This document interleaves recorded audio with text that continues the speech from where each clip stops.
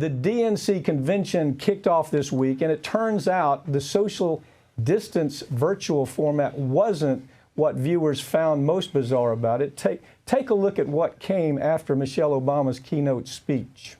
Paranoia strikes deep into your life. It will creep. It starts when you're always afraid. You step out of line, the men come and take you away. We better stop. Children, what's that sound? Everybody look what's going down. Stop. Hey, look around. Everybody know what's going down. Stop. Hey, look around. Everybody know what's going down. Stop. Joining me now to hopefully make sense of this is Farron Cousins from the Trial Lawyer magazine. Farron, this was like a flashback to me to 2016 when the Hillary campaign had all these celebrities. I don't know what it is with the DNC and celebrities, but they had all these celebrities lip sync to the fight song. Yeah. And everybody, the Twitter was crazy the day after. What was this? What was it about? You know, as I look at this, it's looked like, I think of, it's almost Comedy Central has more material to work with here. And I don't know what the folks that put this together were thinking. I didn't hear any policy discussion. Did you? No. What was your take on it? I mean, just look at Twitter. It's not just me saying this. Right. This is a broad concern of people who actually sat through this. Right. I mean, you have to come forward. You have to put something out there for people to latch onto, because Joe Biden's been in hiding almost since April. So we don't know where he stands on things. We don't know what his plans are. This was your big night number one. Come out, give us something other than platitudes at a time when this country economically, socially, everything is falling apart. And they give us this weird song out of nowhere. It wasn't just the song. It was like almost the Disney folks, Disney Incorporated, put a bunch of folks together and mangled this aimless DNC convention. It was like a comical montage of Glee mixed with La La Land, mixed with Frozen, maybe PBS Electric Company.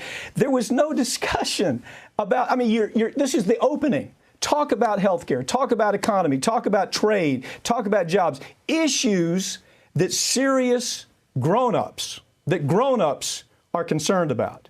And there was none of that discussion. Bernie Sanders, thank God, Bernie Sanders. Had it not been for Bernie Sanders, who should be the nominee, had it not been for him, it would have been a total bust to me. But was last night not a perfect metaphor for the entire Democratic Party and what they've become? Because there is no, except for Bernie Sanders for the most part, discussion of policy. You know, what did they do last night? The first night, they brought out all these Republicans to say that, hey, we're on the same side as these people. We're going to finally play nice. They're never going to play nice. We're going to be good to the banks. We're going to be good to everybody. Nothing's going to fundamentally change. Well, okay, the very fact you had Republicans on stage, what does that say about Biden? It says he's still a centrist, right? Wall Street loves they love Harris. They love Biden because he goes. This is nothing different than a centrist campaign. Look, the thing that set me over the edge, I think, is this love affair that the DNC has with Hollywood. They need Hollywood's approval. They need to have these. It's almost like these childlike thinkers focused on the idea that if we put Hollywood out there, the rest of America is with us. It's almost like they haven't looked at the polls to see that most of America doesn't give a darn about what Hollywood thinks. I mean, it's almost like, well, look, you hear this criticism all the time, that you've got these Hollywood thinkers. Most of them, you know, they didn't take substantive classes in school. They didn't take substantive classes in college. They took how to act, which is their job. Yeah. But so why do we have them telling us what America should do and what America should look like? And I think people's reaction to it, all you got to do is look at Twitter. I mean, everything I'm saying, we picked up from Twitter and social media after the first night of this convention? Well, especially with this, the Democrats still think that everybody in this country looks up to celebrities. Everybody wants to be a celebrity. These people are better than you, and you love them. But that's not the case anymore. Think back to the early days of the lockdown when the celebrities tried to put out their little Imagine video, I think it was. Yeah. At that point, everybody said, shut up, celebrities. You have nothing in common with us. You're in a, 20,000 square foot, 50-acre mansion. Right. I'm in a one-bedroom apartment in Brooklyn. Yeah. We're not the same. Matthew McConaughey was the only one out of all of them. I swear to God, if I looked at everything was there, Matthew McConaughey talked to America. He wasn't talking to other groupies. It's almost as if this was made for groupies.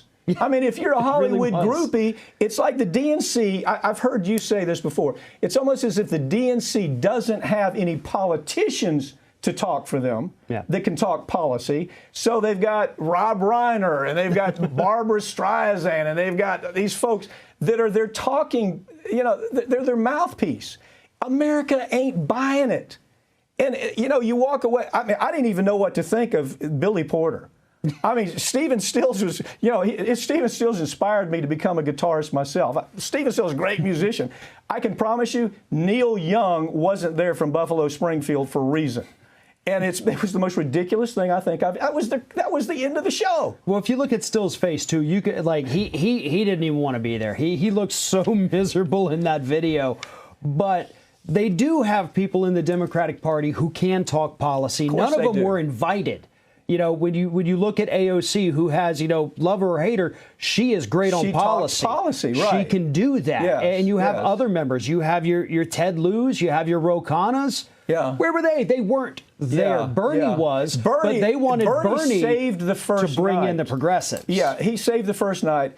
Progressives aren't buying this. Right. Okay? And it didn't help to have these Republicans on stage. That's just a message, and that is Biden's just like us. He's a centrist just like us. There's no progressive agenda. This was made for virtual groupies. If you're a virtual groupie who loved Glee, La La Land, and that's if you loved all that, you love the convention. You love the first night of the convention. I don't know. There's more to come. We'll see. Let's stand by. Stand by and take a look.